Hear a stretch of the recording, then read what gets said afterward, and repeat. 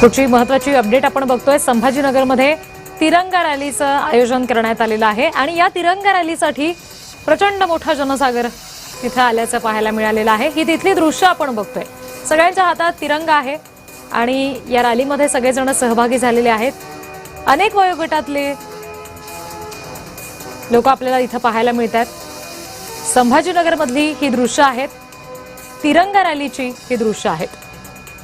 स्वातंत्र्य दिनाच्या पार्श्वभूमीवर या तिरंगा रॅलीचं आयोजन ठिकठिकाणी करण्यात आलं आणि त्याच्यामध्ये मोठ्या संख्येनं लोक सहभाग घेत आहेत. देवेंद्र फडणवीस आपल्याला या दृश्यांमध्ये पाहायला मिळतात. त्यांच्याबरोबर इतरही नेते आहेत आणि सामान्य माणसं सुद्धा या सगळ्या तिरंगा रॅलीमध्ये मोठ्या संख्येनं आणि उत्साहानं सहभागी झाल्याचं आपण या दृश्यांमध्ये बघू शकतोय.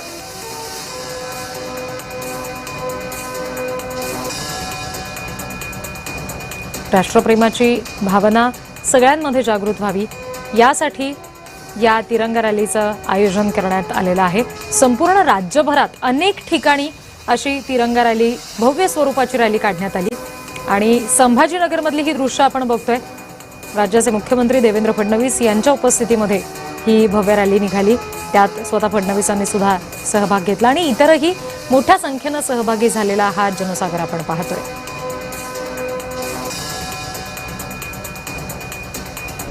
छत्रपती संभाजीनगरमधली ही तिरंगा रॅलीची दृश्य आपण पाहतोय. मुख्यमंत्र्यांच्या उपस्थितीमध्ये ही रॅली निघाली.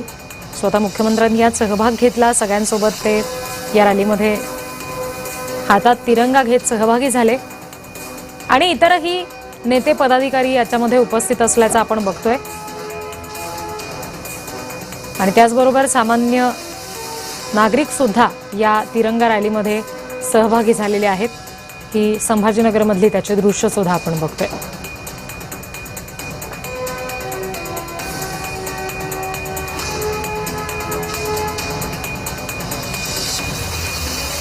माझे सहकारी आणि प्रतिनिधी सिद्धेश ताकवले या संदर्भात आणखी तपशील देतात. सिद्धेश, सिद्धी, आपण बघतोय की छत्रपती संभाजीनगरच्या रस्त्यांवरती आज तिरंगाचा जल्लोष पाहायला मिळतो. हातामध्ये तिरंगा, देशभक्तीच्या घोषणा आणि मोठ्या संख्येनं सहभागी झालेले भाजपचे कार्यकर्ते.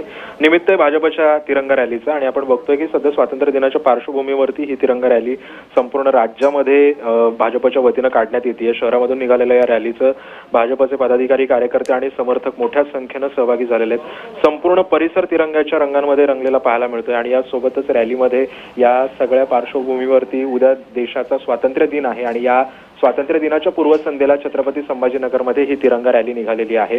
आपण बघतोय की पदाधिकारी आणि कार्यकर्ते, समर्थक मोठ्या संख्येनं या रॅलीमध्ये सहभागी झालेत.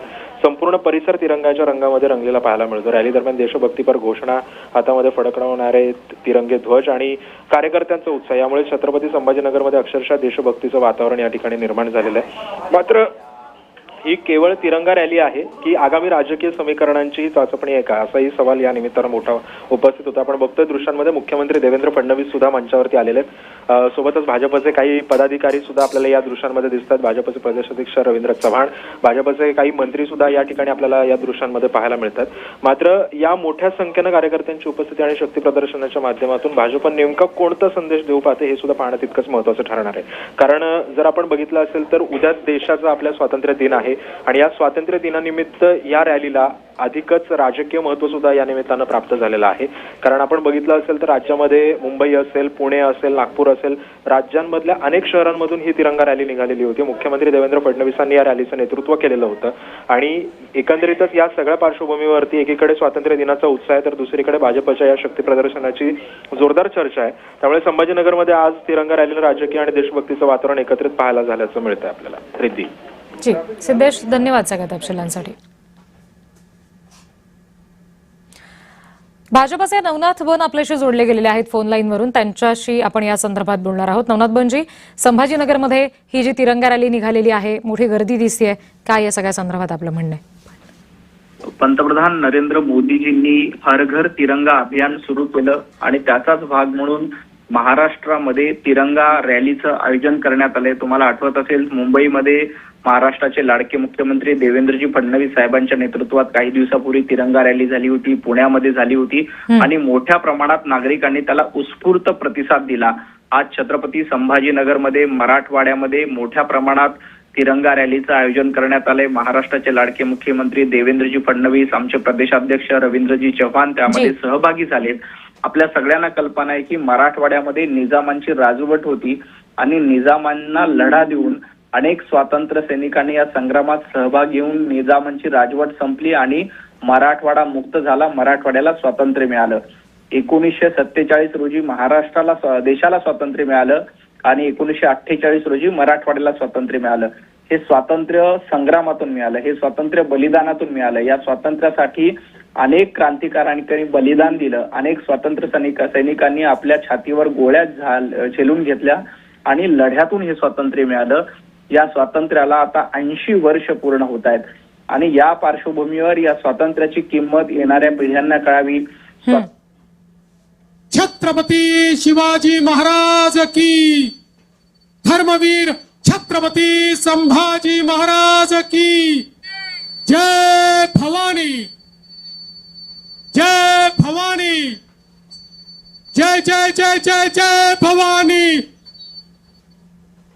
जय जय शिवाजी. अरे कुठला आवाज, जोरदार आवाज पाहिजे. वंदे वंदे वंदे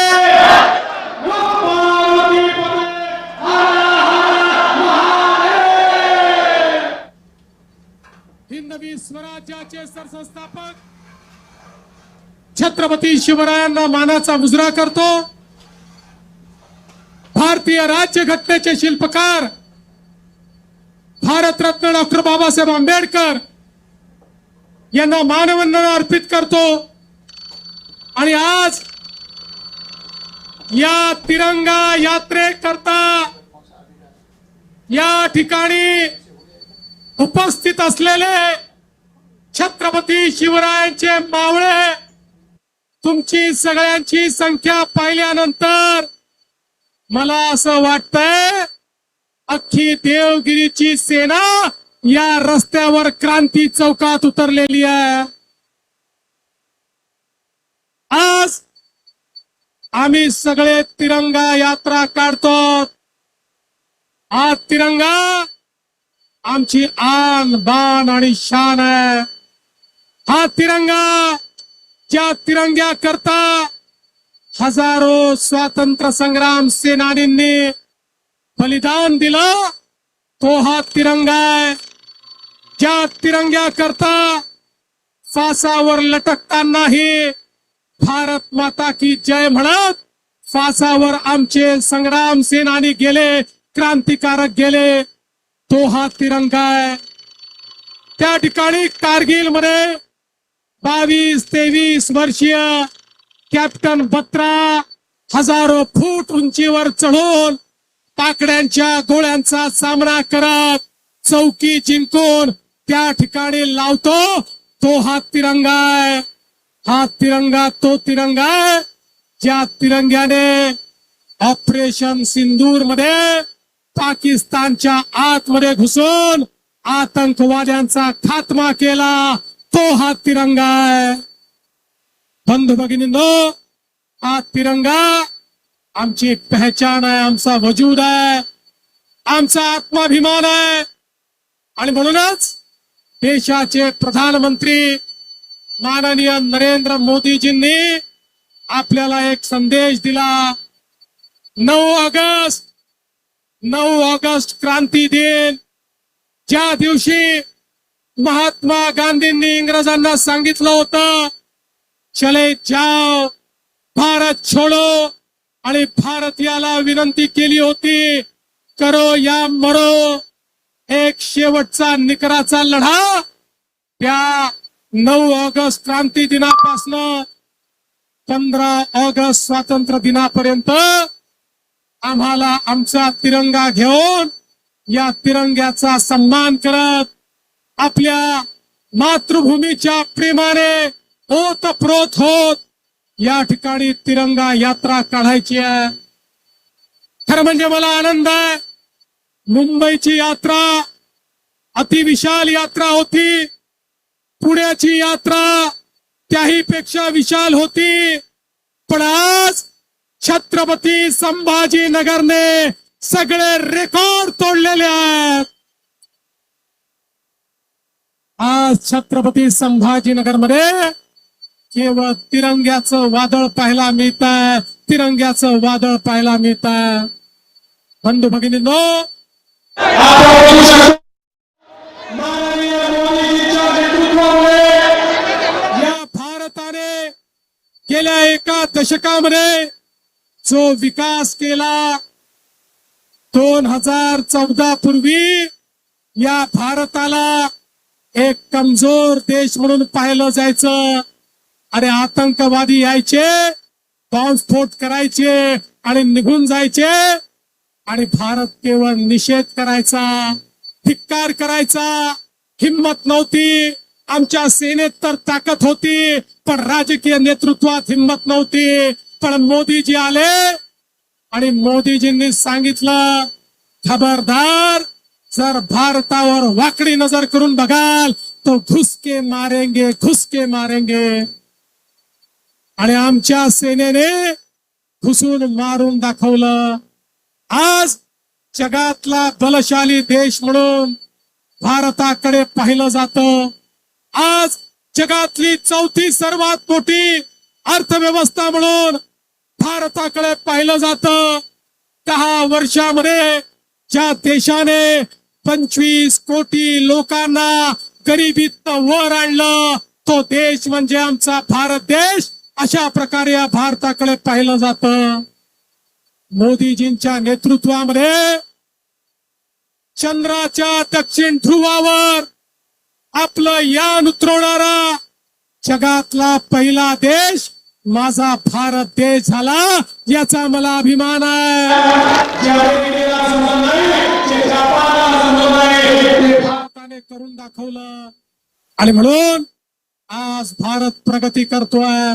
आपला महाराष्ट्र प्रगती करतोय. 2013-14 साली ज्या महाराष्ट्राची अर्थव्यवस्था 12-13 लाख कोटीची होती, 10-12 वर्षामध्ये आपण ती अर्थव्यवस्था या ठिकाणी 50 लाख कोटी पर्यंत नेली.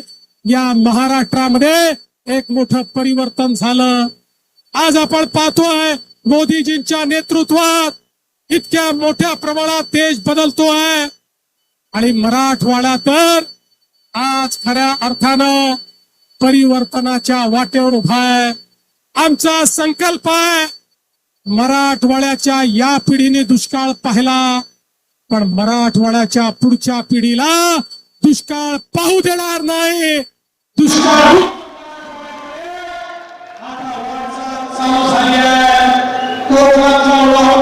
पाणी गोदावरीच्या खोऱ्यात आणायचं.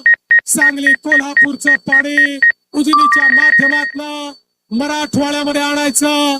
या मराठवाड्याला सुजलाम सुफलाम करायचं, हा आपला प्रयत्न आहे. आज मोदीजींच्या नेतृत्वात भारताने आपली जागा जगातली सगळ्यात मोठी तिसरी स्टार्टअपची इकोसिस्टीम म्हणून तयार केली. आज भारतामध्ये स्टार्टअपच्या माध्यमातून आमची तरुणाई ज्या प्रकारे काम करते आहे, जगाच्या पाठीवर सर्वात जास्त अनुसंधान आणि इनोव्हेशन आमची तरुणाई या भारतामध्ये करते आहे. आमच्या तरुणाईच्या हाताला काम देण्याकरता ज्या प्रकारचं औद्योगिकरण, ज्या प्रकारचं इन्फ्रास्ट्रक्चर, रस्ते, ट्रेन, रेल्वे, उडानपूल, एअरपोर्ट आमच्या भारतामध्ये घडल्यात, आमच्या महाराष्ट्रात घडल्यात. आपण सगळे याचे साक्षीदार आहात. पण आजचा दिवस हा सिंहावलोकन करण्याचा देखील आहे.